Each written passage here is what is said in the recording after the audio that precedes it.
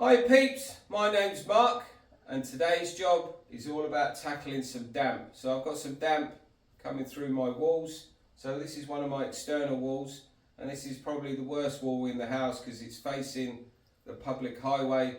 There's a footpath behind here, public footpath, and my property is below the ground. It's about 2 feet below that public footpath. So what I've done, with a bit of advice from my old mate Dougie Mays, cheers Doug, he recommended buying some products from Sovereign. Sovereign supply damp material products, and I bought this, it's called a DPC injection cream kit. So it comes with 6 tubes at 380ml, comes with an applicator gun, comes with the old funny nozzle, comes with a drill bit, and it comes with a bit of advice on how to do it. So today, what I've done, well, I've already done a bit of a test, because the one thing I found out, they can't really tell you how much you actually need. And I suppose, like anything, every job's different, so you never really know. So I wanted to work out how many of these tubes that I need. So I done a test wall, my first wall, I drilled along and I pumped in some cream already. So this is where my DPC cream is going to go. So this is 300ml, as I said, above the floor line outside. I've drilled holes, a series of holes, 5 inches apart, which is 125ml apart. That's the maximum, they say. So between 100 and 125 is advised.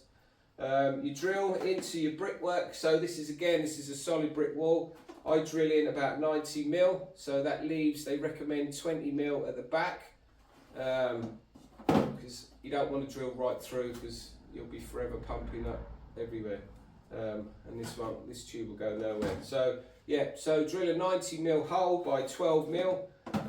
What you do is you get your applicator gun, place this in the hole and then pump your cream in until it's full. So you do a line all along the outside external walls, and hopefully that will tackle your damp. So what that will do is that cream will eventually permeate into the mortar line and create a barrier to stop the rising damp. Also on top of that, the way I'm tackling it is, it's quite heavy. I've got these 5 litre tubs of render mix. Again, this is made by the same company called Sovereign, recommended by my buddy. So you mix that into the mortar, and I'm going to do a sand and cement render mix, and clean that wall up and stabilise that wall. So this mix is mixed to a ratio of 40:1 into your sand and cement. Render your wall, and hopefully that will stop the damp from coming back. On top of that, I mean, I'm no plasterer, so I don't care whether it's that rough, but as long as I get a good layer on there, I'm going to be happy. And then on top of that, I'm going to batten out the wall, I'm going to add some insulation, a vapour barrier, and I'm going to plasterboard on top of that. So hopefully that will really resolve a lot of issues. These walls, you know, I'm insulating in the inside, which I probably don't really need to do because I've got a company, which I'll show you in another video, that are going to do the outside. So they're going to do some EWIs, they call it, external insulation, and then they're going to render on top of that. So this is just me being a bit overkill because, again, you only want to do it once. You know, measure twice, cut once, as you know they always say. So this is the job that I'm going to do today. I'm going to carry on and I'm going to drill a series of holes all the way around my external walls, pump the old cream in, and do a bit of rendering, and hopefully that will resolve my damp problems. So, you know, if you've got any issues, my advice is to always find the water source. You know, leaking gutters, cracked pipes, you know, they always cause the problems first. Resolve them and then tackle your damp. Again, you know, if you're like me, like to do everything yourself, you know, don't be afraid to tackle it. You know, there's ways around things, you know, if you're not good at stuff, you know, again, practice makes perfect, but it doesn't always have to be pretty, you know. As long as it solves the problem, there's ways to make it look nice afterwards. So, as I said, yeah, I'm going to tackle this today, get this done. So if you've got any issues, you know, I say go for it, tackle it yourself, because the way things are going, I don't think we'll be able to afford to pay people to do anything. You know, if the rate of you know, the way the world's going these days, we'll be all broke. But anyway, if you're like me, you just like to do a good job, this is how I'm tackling it. It may or may not help. Anyway, I'm going to crack on, I'm going to shut up, and I'm going to get stuff done. Alright.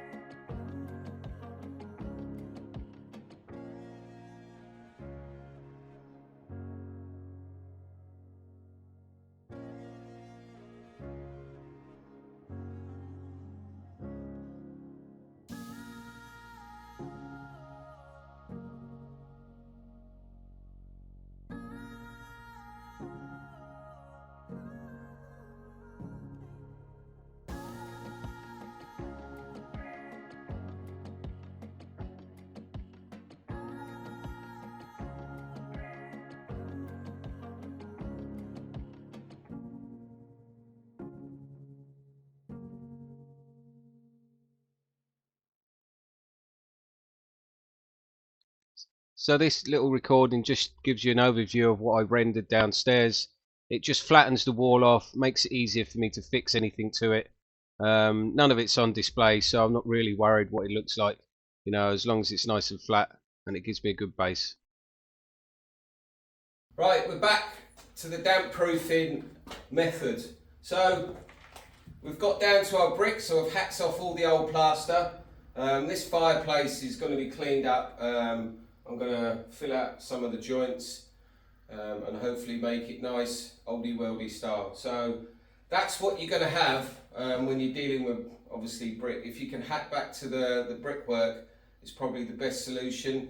Then do your damp course with your injection filling. So I've done that all rounds. So next stage was to do some rendering. So you don't have to really do this. This next method of damp proofing, you could just fix straight to the brickwork. So I decided to render my walls, partly because I'm not a plasterer renderer and I wanted a bit of practice, and funny thing is, if it went badly wrong, at least I can hide it. So that's mainly why I've done this. So I've rendered my wall. That's why it's not completely hacked off down the bottom, because I didn't really need to, because I'm putting this other second method of damp proofing on top. So you see me do a bit of rendering, and then the next stage is I'll show you. It's a bit of a wrestle with this stuff if you're working on your own. As you can see, this is a damp proof membrane. So this has got like a raised side. So they're like little, you know, squeezy bubbles for packaging. So, you know, where you pop. So it's a bit like that really, but a lot stiffer. And then on the other side, it's like a Hessian meshing on the back. So basically what this can do is, if you fix this to the wall really well, like under the manufacturer's recommendations, then you can render straight on top of this. And you know, it feels quite good, so I can imagine that will make a nice job. I'm not doing that because I'm battening out these walls. So what I'm using, if I can go get one, I'll show. So on my method, I'm gonna use these fixings. So these are obviously, you can see, with a big head, and then they have a rubber seal. So you drill a hole, whack these in, and this is kind of, to be honest, this is going to temporarily hold this up, because again, I'm working on my own. It's a bit difficult. So I've got a load of these to fix to the wall. And then the second option is to use this type of fixing. So these fixings are similar, but these are especially for brick. Again, they've got the rubber seal, and they're a lot more harder, a lot more sturdier. But what the beauty about these is they have a hole that you could screw into, so it doubles up as like a raw plug. So you fix these to the wall, and then I could screw the battens through the timber and into the holes. So, which is a little bit tricky when you're trying to line them up. So that's why I'm using these first, and then I'm going to be able to mark on top of that where these are going to be fixed, so I can get the batten in as straight as possible. So that's my next stage, is to fix this damp proof membrane onto the wall and then do the battening. And hopefully I'm going to put some insulation in here and double up. I'll show you later. I've got some insulation going on the outside, which is going to add the UV values, the insulation values, sorry, to the property. And then I'm going to really kind of go over the top and put some extra insulation inside where the battening is. But I'll show you that later. But basically today's job is to get this fixed to the wall. I've got a big delivery of battening coming, and then I'll start battening out. And then the first fix, electrics will be done, and then I can start boarding. So keep watching, keep liking, keep subscribing, and watch me struggle with this sheet of plastic. Right.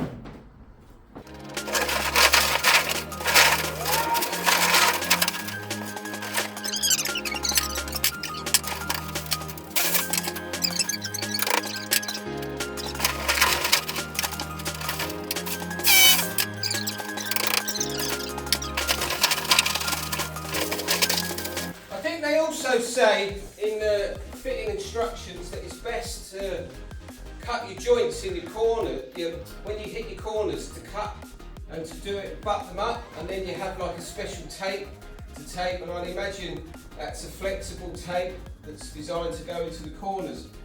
But the thing with what I'm doing is I'm doing some battening, so it's going to allow me to adjust the corners, so I'm not overly worried about them rounding round the corners too much, well, to a degree anyway, because I've got 25mm battening which will take out a lot of it. So